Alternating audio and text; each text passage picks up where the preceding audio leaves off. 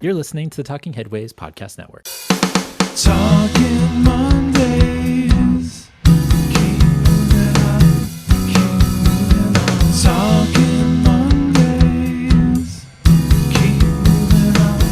Keep moving on.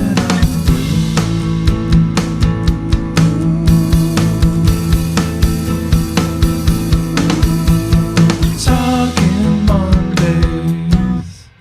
Keep moving on. Happy Monday. This is Mondays at the Overhead Wire, sponsored by our generous Patreon supporters. I'm Jeff Wood, your host, and joined by... Chrissy Mancini Nichols. Oh, Chrissy, it's so good to have you back. Great to be here. I'm sorry to have missed you over the last month or two. You were sick and then busy, and then you got so much stuff going on. What's going on with you? Just a lot of projects. And I feel like all of a sudden all the final reports and city councils are this month. So do they like put them off to January from like December because they're like it's holidays and stuff? It's I don't know, maybe just the timing. They all wrap up this month or in February, but after that I'll be like, take a deep breath. That's good. Yeah, so it's just work. Traveled a little bit over the holidays. And oh yeah, where did you go? We went to London and we were supposed to go over to Brussels, but the train was shut down because of there was a operator strike. Oh. So we stayed in London the whole time, which obviously I'm not going to complain about that, which is relevant to some of our articles today. Yeah, right. It was really fascinating though, because the whole country was on strike. Like the security guards at the airport, customs, nurses, train operators. The buses were still running, but like a couple places where we had restaurant reservations, they called to cancel because they said their workers couldn't get to work. So they had to shut down. I mean, a lot of businesses do shut down during the festive season there, unlike yeah. But yeah, so it was still busy and merry and everything. But, I mean, they even put off playing soccer until Boxing Day. They're serious. Yeah. Like Christmas, like here it's like there's all kinds of games on and people are doing stuff and whatever else. But there it's like Christmas is off. Like you just we can walk around on Christmas Day. There might be one place open, but you really have to plan in advance. Yeah. You probably had some like sandwiches stocked up or something for Christmas Day or something planned anyways. Yeah, it's like stop at the fish and chips, like random place that might be open or the convenience store. Yeah. So where did you go in London that like you were super excited like to see something new or different, or was there anything that like popped out at you? Well, I've been there a bunch of times. I don't know if anything popped out, but I'm working on a study right now with an organization that's based in London, and we're studying e-cargo bike for delivery. So I kept, like in London, that's a thing. E-cargo bikes for delivery, like UPS, like, all the companies use them. So I kept seeing them and I would just miss taking a photo. So on the very last day we were coming out of a museum and I got a photo and I was pretty psyched. But yeah, it was just overall to be there for, more than a couple days. It was nice because it was like, oh, we could just walk over, the whole city and spend a lot of time in East London, which I think is a pretty cool place. Yeah, just get a feel like if you lived here, what it would be like instead of just a visitor. I love that. When I went to in 2012 for the Olympics, which I've mentioned many times on the show, we were there for 2.5 weeks, and I stayed at a friend's. His parents had a place, and they were actually renovating it, so we had to stay in the basement, which was really, really funny. So I slept under the kitchen table. But 2.5 weeks in London for free is a pretty good deal, even if you're sleeping under a kitchen table. I'll take it. But yeah, so for the Olympics, I was just like, I didn't have tickets for things every day. So like other days I just go kind of take the Boris bikes out and go all over the place, or I went to map shops. I went to museums or the East Side. I went all over the place, and it was super fun to just kind of like have days where you just kind of felt like you lived there, like you said. I went to the pub around the corner maybe multiple times, so they finally started like seeing my face and being like, "Oh yeah, you're here." Yeah, exactly. And so that was kind of fun too. So it's just so great. We've talked about this before too. Is like I wish I could live like a million years so that I could live in every place. I know. For like maybe a month. Every city in the world for maybe like a month or 2 months, just to get a feel for it. Unfortunately, that's not the case, but. Hard to do, but yeah, we Yeah. would walk minimum 20,000 steps a day, like Oh, that's awesome. 30,000 most days. And Then you can eat it's just whatever you kind of want. fun. Yeah, I know. I was like, wait, it's like I could either walk 30,000 steps or run a 10K. It's like, um, yeah, and then you really get to just experience it like a resident. So it's fun. That's awesome. That Yeah. sounds like such a nice break. Drink lots of beers when you walk 30,000 steps. Oh yeah. Well, when we were in, what was it? We went to Prague and we drank a lot of beer and it didn't really seem to affect us. And that actually probably helped. Yeah. It probably helped. Oh, that's so good. Well, shall we get going? Yeah. Awesome. Good. Well, thanks to everybody who is a Patreon supporter. We really appreciate it. And thanks to everybody who's been ordering the scarves. So if you want a scarf, bus only, bike only, feel free to check out on the website, theoverheadwire.com. Also, if you want any books that we've ever, have we ever had the author on for the Talking Headways podcast, go to bookshop.org/shop/theoverheadwire and check it out. Also, I should note that Darina Pujani, Professor Darina Pujani, who was on from the University of Queensland this last week, her book it was published by Springer and is not in the bookshop shop. So check that out if you get a chance. Go to Springer and check out her book, Transportation Planning in Southeast Asia. And then also Kevin Kryzak and David King's book, Advanced Introduction to Urban Transportation Planning, is not in the bookshop shop, unfortunately, but every other book is. So go to Elgar if you want to get their book and go to Springer if you want to get Darina's, but everywhere else, go to the bookshop site. Also, we got a shirt. Cars Are Cholesterol. Get them at tpublic.bit.ly/cars are cholesterol. So this is the second episode of the new year, episode 125. We're in session. Chrissy's here. I'm super excited about that. Also, if you want to get the podcast, you can do so on iHeartRadio, Spotify, Overcast, Stitcher, and of course, Apple Podcasts. But what we do on this show is we talk about the news, not the stuff that I'm trying to hawk. Here are a few stories that piqued our interest from the newsletter over the last few weeks. Let's just get into it, shall we? What? America's transportation engineers need better education. As more and more cities continue to announce Vision Zero efforts, traffic fatalities remain the same. Stephen Burr writes in Next City that he believes that this is because of a lack of knowledge taught to civil engineers on topics outside of highway engineering, and limited instruction doesn't set them up for changing the status quo when they learn to do more either. He believes better transportation education can change these outcomes. Stephen Burr in Next City. So I'm going to start out by saying that I was educated as a city planner. I don't really know what goes on in civil engineering school, I can tell you. But I do see the results of what goes on after civil engineering school when it's mixed with decades of autocentric inertia policy. And I'm not a big fan. I don't know how you felt about this article, Chrissy, but any first thoughts on an article that's kind of denigrating the engineering profession in the United States? I know it is.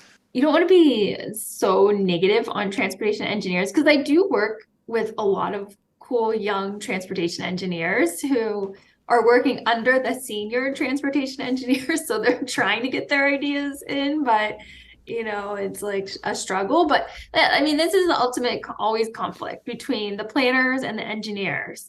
And the article talks about bike shadows, our number one. It's like, oh, that's the thing that transportation engineers I've seen say, well, we'll just put a share in and that's going to solve our cyclist safety problems.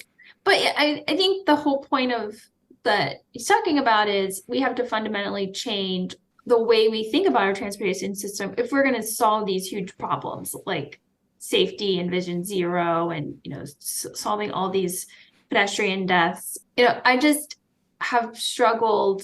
You will work with the community, come up with a great idea, and the community wants safer streets.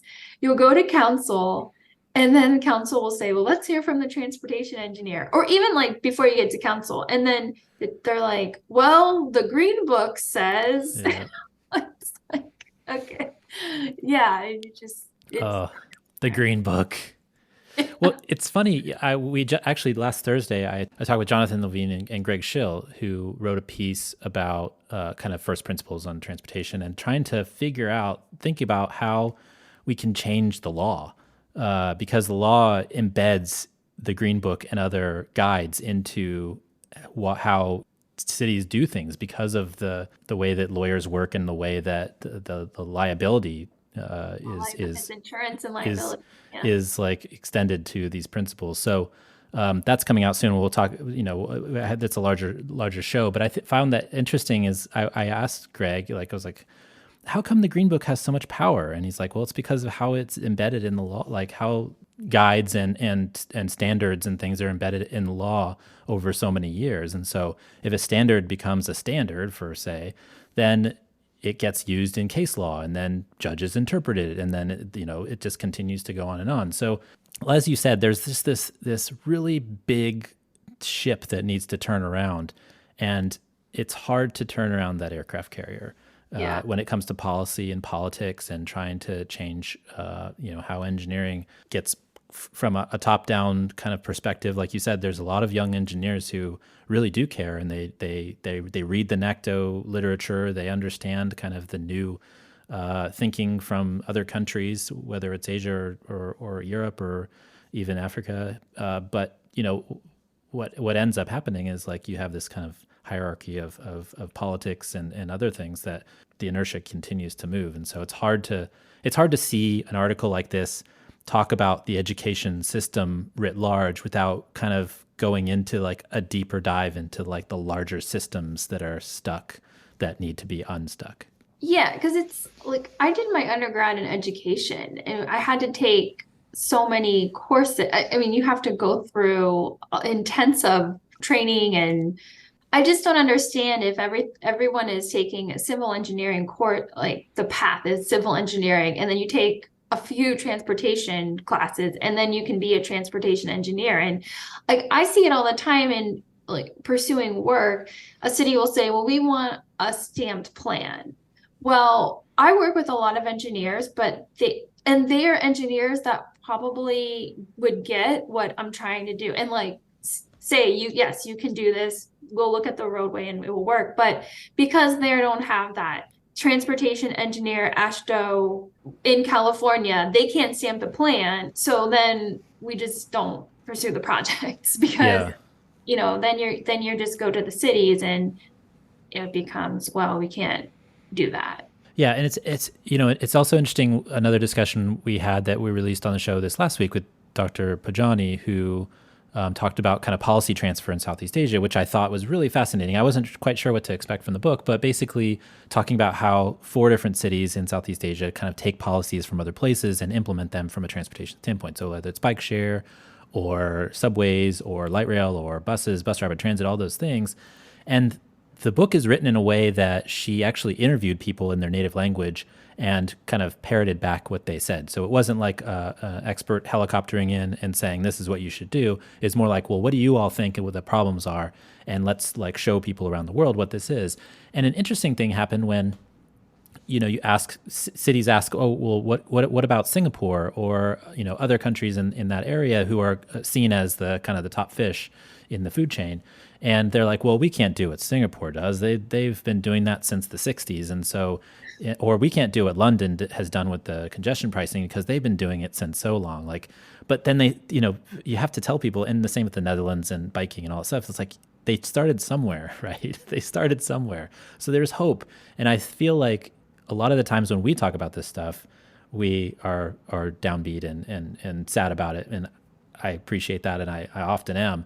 But then I also think about back to like 2000 versus now. Now we have NACTO guides. Now we have like getting rid of parking requirements in a lot of cities. Now we have all these like movement of things that are happening that's really important. And I feel like there's some hope there because as old as we are, I'm not going to give away my age, but as old as we are, we've seen things happen over the last 20 years or so. And I feel like that's actually a positive thing. As planners, it takes a long time for us to see plans get put into play. But if you look back also from where you started, there's actually a lot of stuff that is positive that you do see results if you stay around long enough. So keep the optimism when you're younger, because I feel like you're the one that's going to push the needle up the chute next time. Yeah, I mean, I love that line of thought of show them what can be. Like when I worked at Metropolitan Planning Council, we would get grants to take people like, to Berlin and Amsterdam and, places where the planning meccas. And we would take the Department of Transportation heads, the engineers, so that they could see, yeah, this is possible. But oftentimes then you can take some people, but then I was working on a project for to redesign Lakeshore Drive, and it's a state road, and we're working with state transportation engineers who most of them we had to actually have a bus trip to Lakeshore Drive because they had like never been there. And and this is a state road, and we're telling them, well, there's more people in buses than cars on Lakeshore Drive. There's always people biking and walking. Like they just couldn't grasp that because that's not what they did. They drove their cars to work. They lived in a place where there wasn't a lot of biking and walking.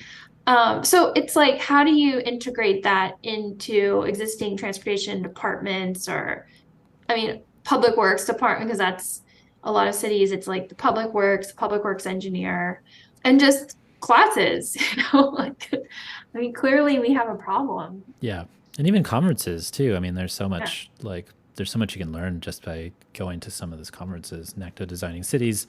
But yeah, I think that there's room for optimism, but there's also a long way to go to get to the places where we want to go, where we get to Vision Zero. And you see cities that have actually done it. I mean, Jersey City, I think it was New Jersey City that recently, has announced that, over the last few years, they've had 0 deaths because they took, a lot of the things that people were telling them to heart and actually implemented them rather than just kind of lip service. So it's possible, and you're seeing the results of years of activism and action. Years. All right. Should cities use cool pavements? There have been a lot of discussions during extreme weather events over the last few years about how cities should do urban cooling. Some suggest more trees or solutions like reflective pavement, but sometimes the solutions such as reflective pavements could be worse than the initial problem, creating environments that feel hot to humans even if temperatures are measured to be lower. This was by V. Kelly Turner, Ruth Engel, and Adam Millard Ball in Transfers Magazine, a great magazine, Transfers Magazine. What did you think of this potentially opposite of the conventional wisdom discussion about cool pavement? Yeah, I was pretty fascinated to read it because you see like these cities that are like Los Angeles, they're looking, trying to invest in cool pavements. And it just seems to me, can we just plant some trees and grass and like put up some umbrella? I don't know. It just seems that there's an easier way to do this. I mean, because the cool pavements, well, then they have the opposite effect of making people hotter, their body temperature is hotter. So yeah, it just seems really mixed data, and it seems easier just to plant some trees and take on, surface parking lots and building design, because that's what makes up most of our built environment. So yeah. If you can reduce, not just paint it white, but if you can reduce the surface area and make it, so that there's more greenery, there's more transpiration from trees, those types of things where the cooling effect happens, I think that's really important. We had actually Dr. Turner on the show a couple of years ago, actually, and I the reason why I picked this article to put in the newsletter was because we talked to her on the show, and it was really fascinating to hear her talk about heat. And the thing about heat is that she told us was that it's really insidious in that it actually kills more people than other natural disasters combined. You think about hurricanes, you think about tornadoes, you think about earthquakes, all those things, floods, etc. But heat is actually something that is pretty pervasive, but also it really has a big impact on people because it happens and then it disappears and there's no trace of it, ever happening before. And so you go to, your here in December in San Francisco, and that day that was 106 a couple of years ago never really happened, right? It's something that happened in the past. And so a lot of policy doesn't get created and made because of it. And so when she was talking about, cool pavements and all these solutions, obviously there's an importance to doing urban cooling and mitigating the heat island effect.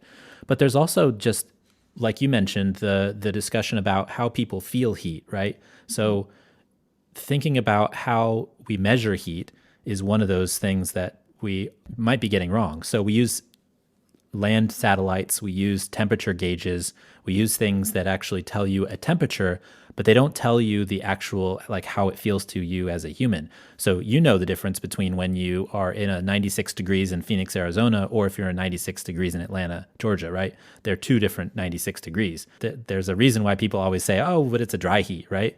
Like, there's a difference between the two. And so thinking about that from a policy perspective, I think that is actually a really important thing to get across from this article, is that people feel heat in different ways. And so if you have this reflective pavement that actually reflects heat up into people's faces, up into people's bodies from the ground, you actually might be creating an even worse environment than before. And so we have to be very careful about the solutions that we're prescribing to cities to follow in order to deal with this insidious problem of urban heat. Yeah, and I think, well, I'm dealing with a similar issue, but in rural areas where, like in the Central Valley, people can't walk to the bus stop because there are no, well, the sidewalks are one issue, but there also are no trees, and it's 110 or 120 degrees sometimes. And we're creating, as part of this microgrid project, it's like building these resiliency hubs, and a big part of the hubs are to create cooling centers, because people there also like don't have air conditioning. It's so hot, even in these rural areas where there's not, a lot of it is just farmland, or there's not all the pavement, but it's just, how do you deal with heat in both types of environments? Just, yeah, I thought it was like, as I was reading and I was thinking, well, I get, like, I've lived in plenty of cities where it's just, you walk outside, like in New York, you walk outside and you're just like, oh my God. It's like, but as temperatures are rising, it's an issue. And also this made me think of, like, if you've ever been like to the mountains or skiing or something along those lines, when there's snow out, you're like, oh, it's cold outside, I can't get it, or you get a sunburn. But then it's even worse because it comes up from underneath, right? Like, so you have these weird burns under your chin versus you have to put like your zinc everywhere. Yeah, right. You have to do, like, because of the reflective property of the snow, which was radiating heat out for centuries and millennia from the ice caps and things like that. So I know, and I was also thinking, like, if we have surface lots that use this type of pavement, how does that change how hot cars get? Oh, I don't know. I don't know. I'm sure it does. Hot cars are another issue, right? Because if you're getting into a hot car, and I used to live in Bakersfield when I was little, and I remember getting into the car some days and just touching the seats, and it was just like, it's so hot, you can't even sit here. Even in Texas, like putting your hand on the steering wheel, like sometimes you just had to like hold off for a bit and turn the air conditioner on. Blast your air conditioning, right. And that's also another climate issue. It's an emissions issue, right? Like, just totally. So I would say, like, that's why we're just building solar panels over. If you're going to build a surface lot, at least build a solar panel over it, so you have the shade, plus you can generate some energy from the sun. Yeah, and they're doing that in Paris and in France now, I believe. They have like rules. There's like a rule, right? Like, you have to, if you build a surface parking lot, you have to build the solar panels over the top. Yeah. But I've gotten a lot of grants to do that, to build solar panels. So for like cities and transit agencies. For cities and parking lots. Yeah.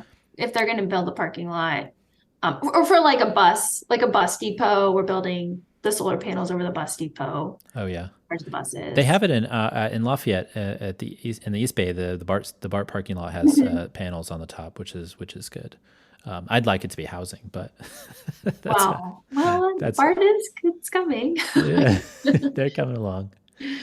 All right, a bike lane mine shed. A bike lane mindset shift is needed. According to numerous studies, bike lanes tend to boost business sales, contrary to the beliefs of many shop owners. So, why do so many of them oppose street improvements? Many business owners get complaints when drivers can't find parking, and many are longtime members of the community who worry about change. But until customers or something else changes their minds, it will be hard for advocates to push forward. This was by Clive Thompson in Wired Magazine. And so, there's been a lot of studies that show that there's increased commerce along streets that have bike lanes. And it's not necessarily that people that drive spend money, people that bike spend money, but the people that drive will come every once in a while, and the people that bike and walk come more often. And so they spend more just in smaller increments. So there's like lots of different research out there that shows this. But the merchants on many of these streets, they've been in the neighborhood for a really long time. They might drive from outside of the city to their store, and then they park out front, which is another kind of thing where they don't want their parking space to be gone because that's the one that they use. But it's just like kind of a fight, and I'm not really quite sure how to solve it. I mean, here off on Valencia, the bike shop owner actually didn't want the bike lanes because he said the people drive to the shop to buy starter bikes. And so it's even bike shop owners are against bike lanes, which is the weirdest thing to me. But it's hard to change hearts and minds when it comes to reconfiguring street design. Well, this was my favorite article because I spend most of my days trying to remove parking for bike lanes and like parklets and winding sidewalks. And it is so fun. So cities will pass these goals. Oh, we want to be carbon neutral. We want to increase the number of people walking and biking and riding transit. And it just is like, oh, that sounds great, right?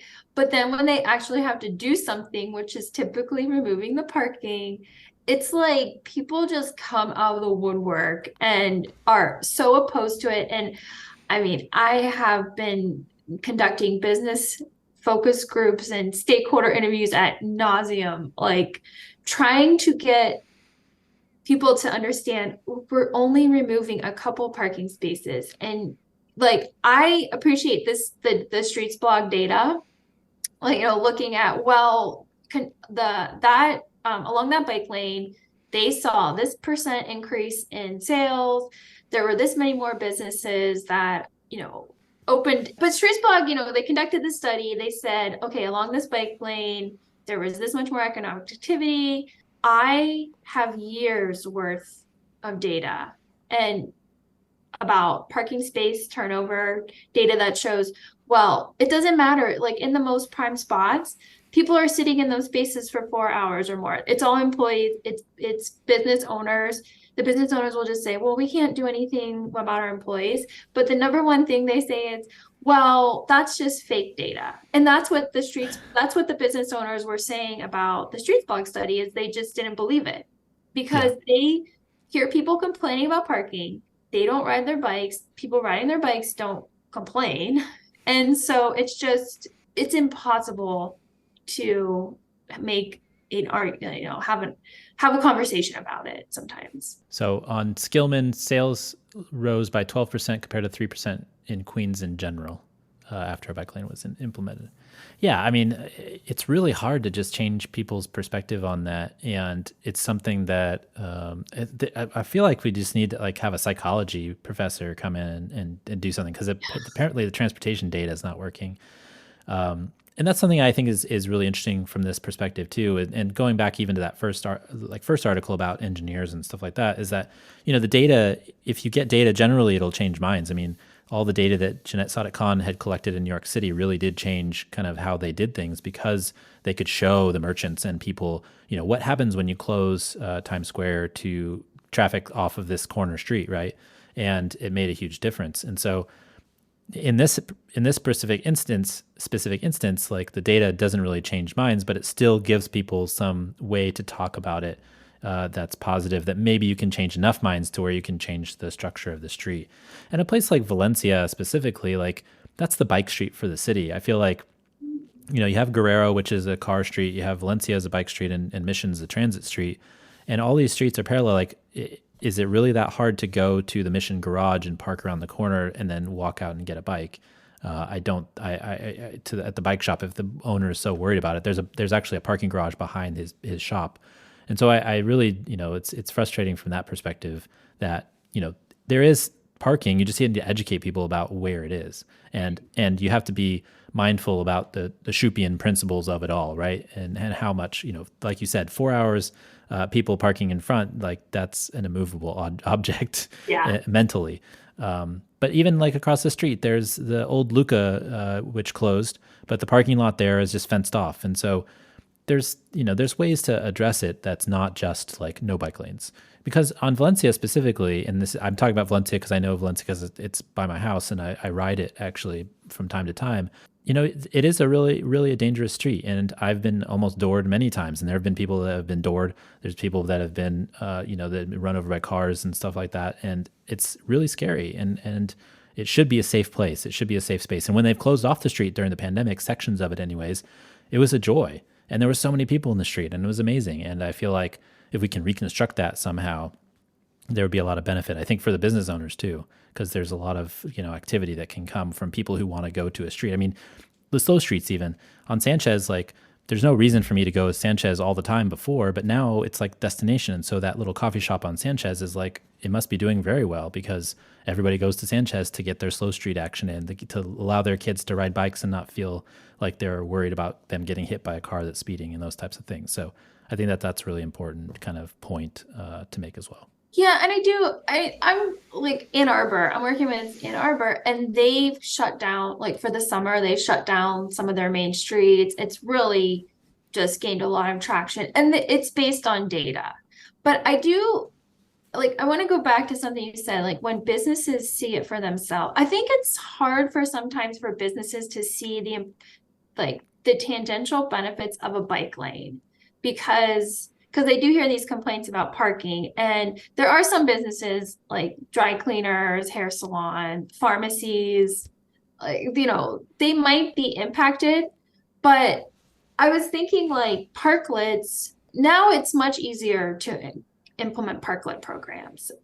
Back in 2015, I wanted to like figure out what's the economic activity related to Chicago's parklets. At the time, they had, I think, 7 or 9 parklets. That's it in the whole city. And I did like this big study, interviewed all these people, tons of businesses, and the businesses found if they had a parklet in front of their business, they had a 10 to 20% increase in sales. And like 75% of the people I interviewed in the parklet said they only came out of their house during the day because there was that parklet, and they made purchases that they wouldn't have otherwise. So since 2016, until the pandemic, we made this video. I would like show the video. It was, super easy to understand. All these infographics show the data, and it would be like, well, where are these 2 parking spaces going to go? And we'd have to show, well, around the corner, there's plenty of parking, that people won't have to walk. And it was still just impossible. And as soon as the pandemic hit, all the businesses wanted to parklet. And then they saw, well, now I can put all these tables out and get all this new business. And so all of a sudden the cities were like, well, can you create temporary programs? Now can you create the permanent programs? So it was like, they saw that benefit, their direct benefit. And I think it's hard for them to see the direct benefit of the bike lane because like they don't see their customers coming in with the bike, or I don't know. I still think there's like some kind of missing element that we can do a better job of explaining. And I'm trying to figure out what that is. I wonder if there's like a way for like a kind of a business incentives where if you're doing a test on a street, let's say Valencia, just for kicks, and you say, well, if you bike to, you give, some sort of a tax rebate or something to the businesses on that street and be like, you can get this tax rebate, but you have to prove that, the people that came on bike or walking or whatever. So, you give them a token or something like that, where you say, okay, well, we'll give you 5% off this purchase because you came in by bike. So here's a little key code or a something that tells us how this works. I don't know exactly. I'm making stuff up as I go along, but it would be interesting to see, like, because of that reporting from car drivers who are like, who are saying, I couldn't find parking for 45 minutes. It was really hard. I almost went to like Brisbane or something to get whatever. It might be interesting to kind of flip the script on that and be like, report to us if you came in by walking or biking, and then actually get a feel for how much people came in. And I feel like you'd get a lot of, you might get a lot of traction, and maybe that would change minds because you're reporting the opposite instead of, just fighting with them about the bike lane. You're actually giving them the data that I think that they might actually be looking for. Yeah, I think that's an interesting, because then it becomes so tangential, like they can see it and tangible, and it's like I was thinking or the city could give you biker bucks, like you could go in, like, I'm spending my biker buck here at this store or whatever. I don't know. Well, I think that would resonate because, like, I'm working in a city right now and they shut down their main street every Friday through Sunday, and they have this huge party. And this is a small town of like less than 10,000 people. And you have never seen, it was crazy crowded. Like 6th Street Austin crowded? Yeah, no, it was like I went on a Friday night we had our little booth. I mean, I had my board back there. I was wondering, I was like, that's all the cool data back there. Yeah. And no one complained about parking at all. And I think it's because a lot of the places, the stores on the street, they're restaurants and bars. They're not like the retail. I mean, that's what we're seeing everywhere. Like, right. Like e-commerce, people aren't going out and shopping, but they are going to restaurants and bars. So, you just kind of wonder, like, as retail changes, will there be a shift in the mindset? Because I see more openness from restaurants and bars and lounges, like those owners, like, to do some of these changes than I do from retail shops. Yeah. And there's like always a conflict. And we've been even doing more like virtual like the cities want to do virtual meetings, like in these focus groups with, like, I don't know if you've used Mentimeter or other, like online, where people can only type in their answers and not so they're not yelling. Yeah, because they just say, well, then it gives like other people a chance to say we don't have a parking problem, without coming out and saying it and being like yelled at. Yeah.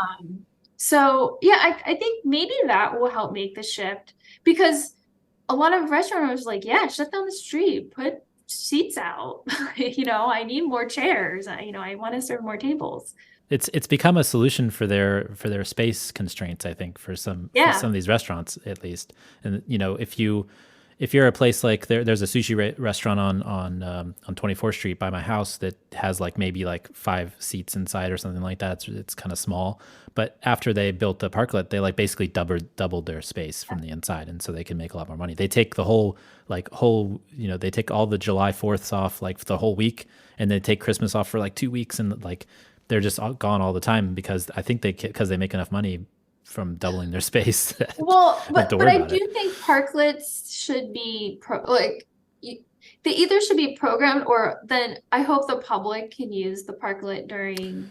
Yeah, I think that's a big problem too. I think that's the thing, is like public versus private space, and that's a discussion they've had in New York a lot. I think is part of the discussion about whether that space should be public or private. And because basically, if you're just making it private space for the restaurant only, then you're giving away valuable real estate, right? Then exactly. Then you need to pay for that space, right? Like how much square foot is it? How much square foot is like your restaurant worth, right? Like you're paying that, you should pay that rent to the city, kind of thing. Versus if it's a public space, and then you also have other problems with keeping it clean and those types of things too. So there's storage, all the furniture storage, where does it go? And the heat lamps and things like that too. Really fascinating. Well, it kind of segues into our next discussion too, which is low traffic neighborhoods reduce cars. A comprehensive study of low traffic neighborhood schemes in London has found that the program doesn't push lots of traffic onto boundary roads and reduces vehicles in neighborhoods. The research took a look at traffic counts before and after the implementation of low traffic neighborhoods in 46 London hoods. The substantial reduction in traffic internally is seen as a huge benefit to safety. This was by Peter Walker in The Guardian. So basically, they found that they were pushing back on opposition who were complaining about low traffic neighborhoods and saying that there was a 32% reduction in neighborhood traffic and a 1% increase in boundary road traffic. The opposition was complaining that the this was just pushing all the traffic onto the boundary roads, and not, even if it reduced traffic internally, it made the traffic worse outside, which this study of 46 out of the 90 something neighborhoods found that was not true. Yeah, I thought it was interesting. I was trying to think if I saw any of these transportation, low traffic neighborhoods. I mean, I don't know if I saw like a specific one, but so many neighborhoods in London, like the streets are shut down for, just for walking anyway. So, you think about like the streets that are just some of the main shopping areas, or I don't know, like Piccadilly Circus, my God, it's like cars. They're just dominated by cars. But then when you get to the neighborhoods and you can really walk in the streets and, they're meant for people and not cars, it's just they seem to just have so much more appetite to do that. And I think like the mayor of London, he actually dedicated 250 million pounds to infrastructure to create these streets. And I think of San Francisco where we had to have a ballot measure to close a street in a park. We're No. spending money on a ballot measure instead of actually the infrastructure that we need to make the streets close in a way where it's not like, oh, on Lake Street, you just throw up do not enter sign that you can easily move and just drive around. It's not really a slow street. So, I think it seems like there's just much more political will to do this again It's in London.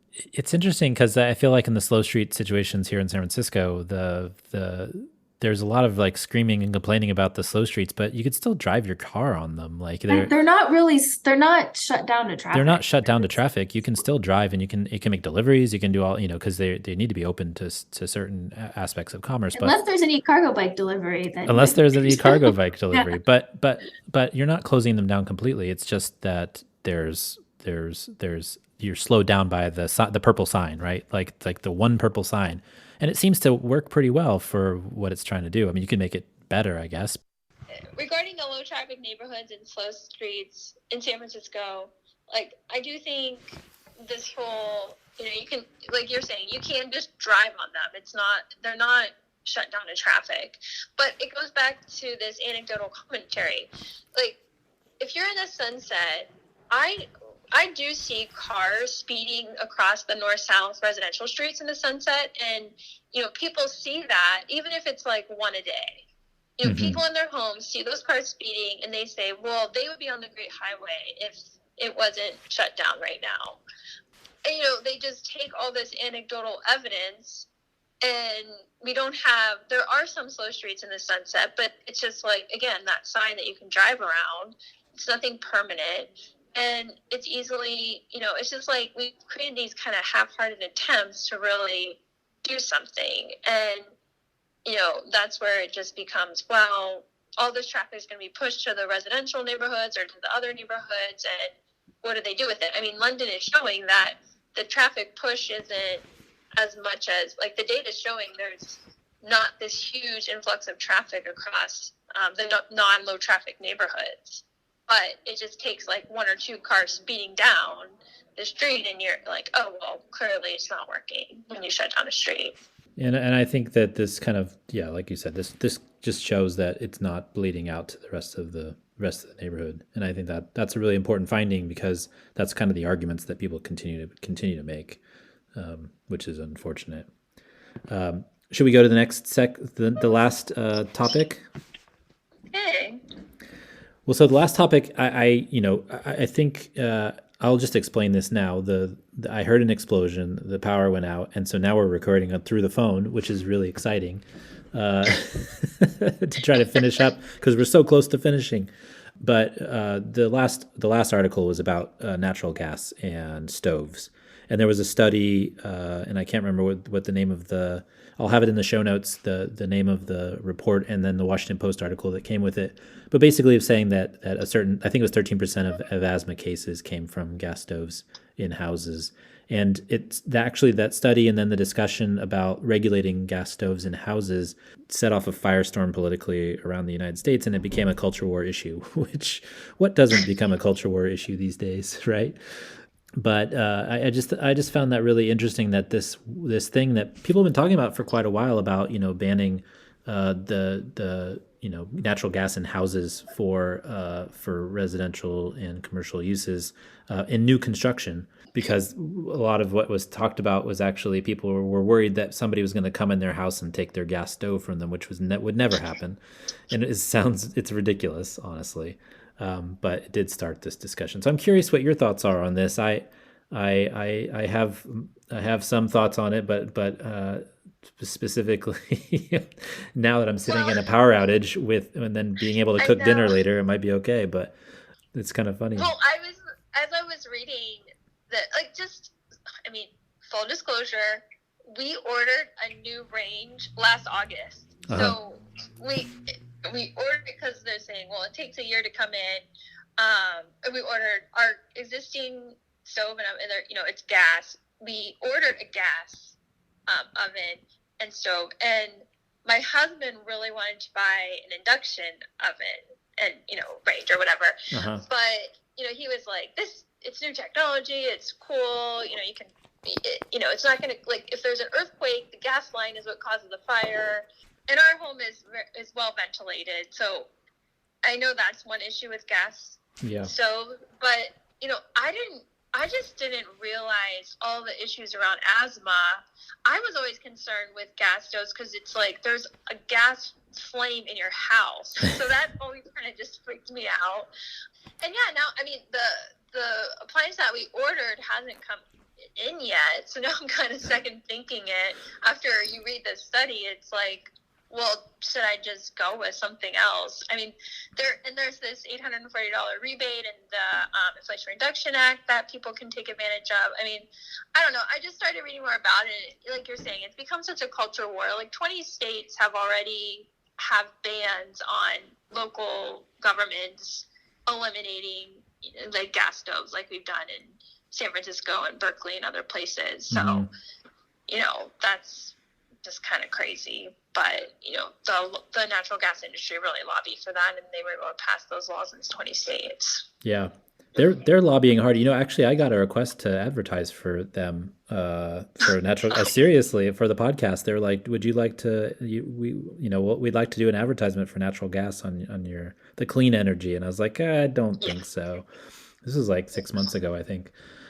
But it's interesting what you're talking about in terms of the ventilation and stuff. We actually had a range hood in here that was pretty bad, and actually after you cooked a steak or a pork chop or something, the rest that even if you had it on full blast, the house kind of smelled, and it kind of it obviously was not just the natural gas, it's the food, but we got a new range hood like a couple months ago, and it makes a huge difference, the ventilation and trying to pull everything out. And actually sometimes we worry that it actually makes the room cold because it pulls out so much air because it's so good, and it vents to the outside of the house. But then, also, I just think the other thing is, you mentioned the rebates and stuff. If you can upgrade, you have to do a number of different upgrades. Generally, it's not just your stove, but it's actually the plug that you have to, plug it into, and a lot of that stuff. So it's interesting. Like, there's rebates for not just the stove and not just like hot water heaters and things like that when you go to heat pumps and things like that, but also the electrical panels in your house are eligible for upgrades too, from the Climate Act that we just passed. So there's a whole lot of things. It's not just replacing your stove with another stove. It's actually a lot of things you have to do to electrify your house. And so if you're going to do a remodel, it makes sense if you're going to do a remodel and like do those things. But if you're just buying a new stove, it might not make a lot of sense. So there's a lot of steps that you have to take to actually make that change if you want to make that change, right? So it makes it more complicated than maybe people think that it would be. Yeah, we had to do that with our dryer, and we had to have it was not inexpensive to have an electrician come out and change, make that change. So. I think like there are these carrots, but like San Francisco, Berkeley, they both banned gas for new builds. But there's I was pretty interesting that in California, 70% of households are using gas stoves. The national is only 38%. So in California, we have a high percentage of households using gas. Yeah, I was really surprised by that. There's a map. I'll post the map in the show notes too. But there's a map that shows that was put out recently that from some federal data that showed every state and how much nationally is gas versus electric. And I was really I thought the gas stoves were the norm, but apparently it's actually the electric stoves are like 68% of the country is electric stoves, and then in California and in New York it's like 70 and 69% gas stoves. So like we're on the weird edge of I that. know. I mean, I've always, growing up, we had a gas stove. Like, yeah. I mean, that's what I've always cooked on. So I guess it's just like, oh, you're used to that. And, chefs use gas stoves and you think, oh, I cook a lot. But I knew that California Building Code was updated, but it doesn't take effect until this year. Mm-hmm. So, I think it's going to be some time before you can really get people to change their minds to move, like, go out and buy new appliances. I mean, if they can get them. So, Yeah. it's still hard to get appliances. But like you're saying, I don't know. I think it's, what are you doing in these 20 states that, where cities really have no power to do anything. Mm-hmm. You just kind of have to like see how consumers are going to react. Yeah. Well, I think incentives for purchases is going to help, but it's definitely tough when the states preempt the rest of the cities in the country. And so it's become such a political issue. Like, it's just. Yeah, it's kind of silly. I mean, I don't want to take away anybody's gas stoves, but if you want to be able to make the choice and I'm fine with it being for new construction. I mean, I don't think that's a problem. The only thing is like right now where my power is out, and so I can still cook dinner. But I guess if you had solar panels and batteries, then you could maybe, I guess, continue to use your induction stove. But I think that's one of the arguments people make against it is like, well, what happens if there's a natural disaster? But like you said, if there's a natural disaster here in San Francisco, it's usually an earthquake and it's usually breaking the gas lines, and so you might not have gas anyways. Though my parents, my parents had a gas stove in Houston, and after a hurricane, they actually helped, their neighbors. They helped their neighbors cook dinner and stuff for a couple of days because they had the gas stove and everybody else had electric. So now it's interesting is that the fire alarm on that apartment complex across the street is going off, and so I'm sure you can hear that in the background. Wow. But I feel like I always talk about the electric grid and like energy capacity, and it is like because I'm working so much on like storing power and moving fleets to 100% electric for transit. Like, but if we do this, we have to have a grid that can take it. Yeah, for sure. I don't know what's going on in over by you, but what a mess over here. I don't know. My husband just texted me and said the fire department is on my corner too, so I don't know. Okay. There's all kinds of crazy stuff going on. San Francisco is going bonkers. Thanks for on that note. Well, let's do puppies and butterflies. Or you can, first off, I guess I should say the overheadwire@gmail.com. Feel free to contact us if you have anything to say. If you can actually hear me over the top of the alarm from the alarm across the street. But let's do puppies and butterflies. This is the part of the show where we talk about something fun, interesting, or maybe it just didn't fit in any of the other sections. And now I'm actually amazed that I remembered that line, and it's not off my script. It's just coming from my head. Chrissy, do you have any puppies and butterflies? I don't have any right now. Mine is to hopefully get power back. Yeah, that would be good. That'd be good. Yeah. We've been watching Worst Cooks in America, and this whole situation reminds me of that show almost, because there's people throwing together stuff that maybe they shouldn't, and it's kind of fun madness to see people go from not knowing how to cook and understanding it later on. But yeah, so we finally have gotten Cora a little bit of sleep training, and so we actually get to watch TV now at night, which is nice. Wow. Yeah. So before that, we were kind of hiding in our bedroom, but now we can probably. Although I think is she sleeping and now the fire alarm is No, waking her up? Apparently she's awake now. I'm on good authority that she's awake now, so we're good. But Yeah, I'm sure she's wondering what the heck's going on as well.